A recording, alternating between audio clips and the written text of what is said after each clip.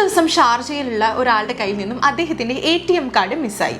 ഇദ്ദേഹം രാത്രി എന്തോ സാധനം മേടിക്കാൻ വേണ്ടി പുറത്തിറങ്ങിയതായിരുന്നു. അങ്ങനെ സാധനമൊക്കെ മേടിച്ച് റൂമിലേക്ക് പോകുന്നതിന്റെ ഇടയ്ക്കാണ് ഈ ATM കാർഡ് മിസ്സാകുന്നത്. ഇത് മറ്റൊരാൾ സ്വമേധയാ എടുത്തതാണോ അല്ലെങ്കിൽ ഇദ്ദേഹത്തിന്റെ കയ്യിൽ നിന്നും നഷ്ടപ്പെട്ടതാണോ എന്നുള്ള കാര്യം ഇദ്ദേഹത്തിന് അറിയില്ല.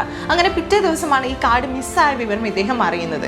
പക്ഷേ ഇദ്ദേഹം അറിഞ്ഞപ്പോഴേക്കും ഇദ്ദേഹത്തിന്റെ കാർഡിലുണ്ടായിരുന്ന മുഴുവൻ എമൗണ്ടും ആ എടുത്തിട്ടുള്ള ആൾ, അതായത് കാർഡ് കൈവശമുള്ള ആൾ എടുത്തിട്ടുണ്ടായിരുന്നു. ഗോൾഡ് ഉൾപ്പെടെയുള്ള പല സാധനങ്ങളും അദ്ദേഹം മേടിച്ചിട്ടുള്ള സംഭവത്തിന്റെ ബില്ല് കാര്യങ്ങളൊക്കെ ഇദ്ദേഹത്തിന് നോട്ടിഫിക്കേഷനായിട്ട് മെസ്സേജ് വന്നിട്ടുണ്ട്. ഇദ്ദേഹം ഇത് ശ്രദ്ധിച്ചിട്ടില്ല. അങ്ങനെ അതിനുശേഷം ഇദ്ദേഹം പോലീസ് സ്റ്റേഷനിൽ പോയി കംപ്ലൈന്റ് രജിസ്റ്റർ ചെയ്യാണ് ഉണ്ടായത്.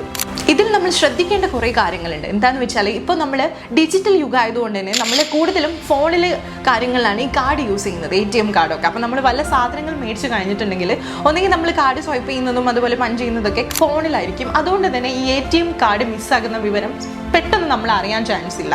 സത്യം പറഞ്ഞാൽ ഈ ATM നഷ്ടപ്പെട്ട് ആ മിനിറ്റിനുള്ളിൽ അല്ലെങ്കിൽ ആ സെക്കൻഡിനുള്ളിൽ തന്നെ നമ്മൾ അറിയുകയാണെങ്കിൽ നമുക്ക് അപ്പം തന്നെ നമ്മുടെ കാർഡ് ബ്ലോക്ക് ചെയ്തിട്ടുണ്ടെങ്കിൽ വലിയ എമൗണ്ട് കാര്യങ്ങളൊന്നും നമ്മുടെ ATMിൽ നിന്ന് മിസ്സാകില്ല. പക്ഷേ ഇത് 1-2 ദിവസം കഴിഞ്ഞ് നമ്മൾ പോലീസ് സ്റ്റേഷനിലൊക്കെ കംപ്ലൈൻറ്റ് കൊടുക്കുന്ന സമയത്തായിരിക്കും നമ്മുടെ എമൗണ്ടും നഷ്ടപ്പെട്ടിട്ടുണ്ടാകും. പിന്നീട് അത് റിക്കവർ ചെയ്ത് കിട്ടാന്ന് വെച്ചാൽ ഭയങ്കര ബുദ്ധിമുട്ടുള്ള സംഭവമാണ്. അപ്പോൾ ഇതിൽ ശ്രദ്ധിക്കേണ്ട മറ്റൊരു കാര്യം, ഇങ്ങനെ നമ്മൾ മോളിലൊക്കെ പോകുന്ന സമയത്ത് നമ്മുടെ ATM കാർഡ് മിസ്സാകുക അല്ലെങ്കിൽ മറ്റൊരാളുടെ ATM കാർഡ് നമുക്ക് കിട്ടിയിട്ടൊക്കെ ഉണ്ടെങ്കിൽ ആദ്യം തന്നെ നമ്മൾ ചെയ്യുക തൊട്ടടുത്തുള്ള സെക്യൂരിറ്റിനെ അല്ലെങ്കിൽ ബന്ധപ്പെട്ട അധികാരികളെ ഏൽപ്പിക്കുക എന്നുള്ള കാര്യമാണ്.